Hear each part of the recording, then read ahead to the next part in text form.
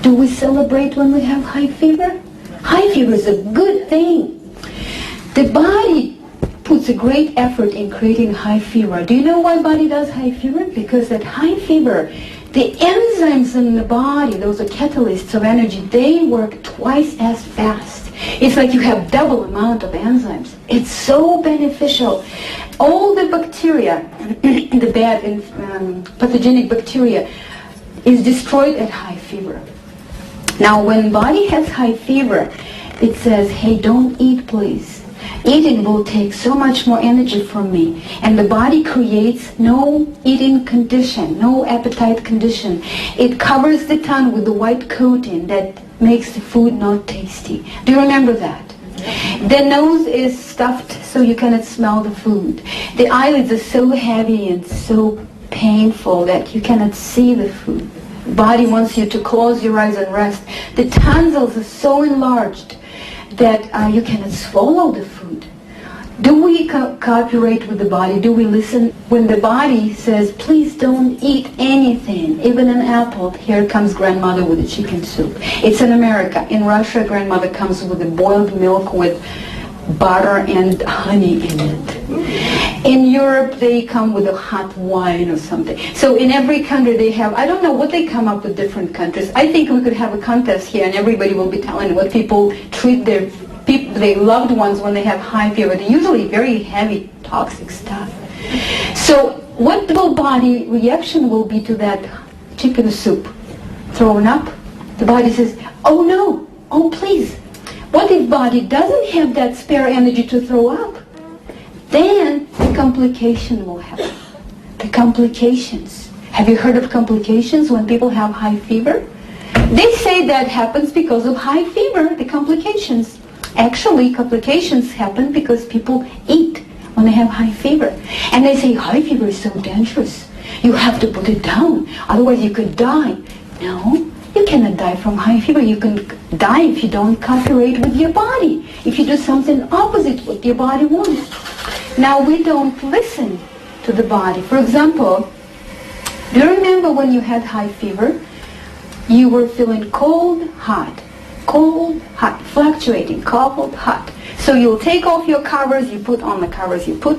Do you remember that? You remember that? So your children feel the same way because the body, when it wants to regulate certain level of temperature, and it lets you know. It's very friendly. It says, I'm hot, uncover. Now I'm cold, I'm shivering, cover back. When we have children in bed, they say, Mom, I'm hot. They say, no, honey, you have to keep the covers on. We force them, and they develop seizures. Because they become too hot, body begins to try to get covers off. What's wrong with the covers? They just don't come, so big body develops seizures. My son, when he was 1 year old, he once had seizures when he had high fever. And I called ambulance and I said, oh, this is a sign of meningitis. We're going to come and give him prednisolone shot. And I called my pediatrician, and she was a very old woman, 60 years. She was ready to go on retirement, and I was so lucky. She called me, she said, Victoria, do you have too many blankets on your son? I said, yeah, I have 3 thick blankets. She said, instantly put him in a lukewarm shower. Put him in your lap so he doesn't get scared of cold water. So I did, and his seizures stopped. When the ambulance came, they were so angry at me. They said, let's give him shot anyways, since we came. So what do we do when somebody has high fever? We treat him with aspirin, salicylic acid. You know, salicylic acid is a toxic poison. The witches in 15th century, they were using it to poison people to death. Salicylic acid. And you know how bad it is for your body, your precious body that is dedicated to you, devoted? So we treat it with aspirin. This aspirin stays in your body, almost impossible to get it out. It stays in your body for the rest of your life, and as a result of that, you cannot develop high fever anymore. Just remember, when you were 5 years old or 4 years old, you had very high, good quality fever. If you were treated with aspirin, since then you never had high fever anymore. You had low fever.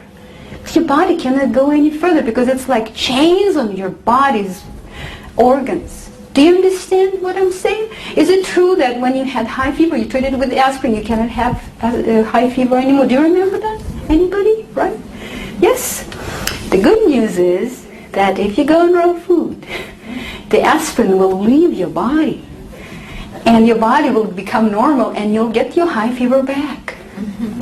Everybody in my family had high fever. It was wonderful. Because, you know why it was wonderful? Because when I was treated, when I had high fever when I was a child, it usually would take a week, sometimes longer. And then I would feel weak long time after that. They wouldn't even let me go to the gym. Now when we were on raw food diet and I had fever, it only lasted 6 hours. Because I was cooperating with the body. I stopped eating right away. I gave myself an enema. I stayed in bed. I took cold showers when I felt too hot or something. And within 6 hours, you know what happened? I felt better than before. The high fever only lasted as long as it needed to last. Can you guess what's my favorite animal? My favorite animal in the world is bacteria. I'm dedicated to research and support and whatever it takes, promotion of bacteria, because we totally misguided and misunderstanding what is this all about. Bacteria's job is to recycle on that planet, I think. Recycling. Bacteria can recycle something that none of us, none of you, none of me could recycle. It recycles dead living things back into the soil. Can any of you recycle dead mouse into the soil without bacteria? You can recycle plastic into plastic. I can recycle paper into paper. But nobody could recycle anything living, dead living thing into the soil, because that's bacteria's job. That's what it is. And it's very important because without bacteria, we won't have any soil. And without soil, we cannot live. We cannot live on that planet. Do you agree with that? Yeah. So it's very important to have soil. Why do we need soil? Because we grow things. We grow our food. Our most important food grows from the soil.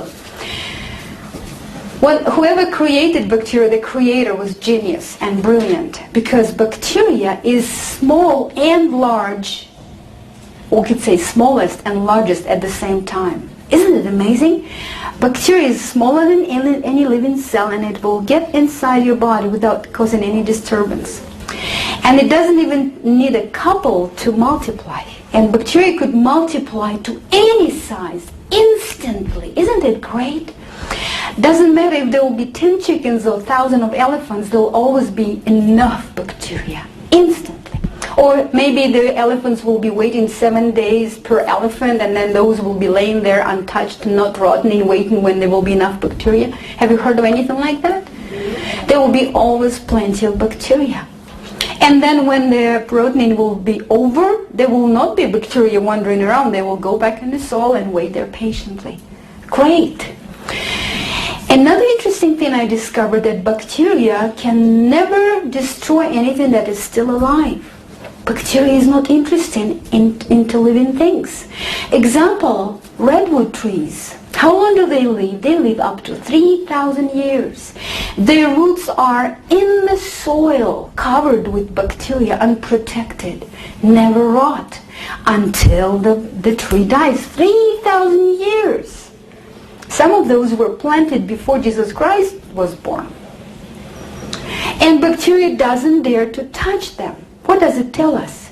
That bacteria is not really interested in human flesh. How did it happen that we became so afraid of bacteria?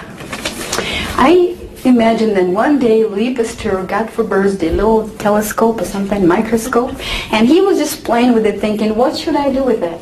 And then he figured out, I'm going to make some research. It was a long time ago. So he took some healthy tissue and some sick tissue, and he just looked in his microscope, and wow, he noticed that in the sick tissue there are some kind of rods and some hooks.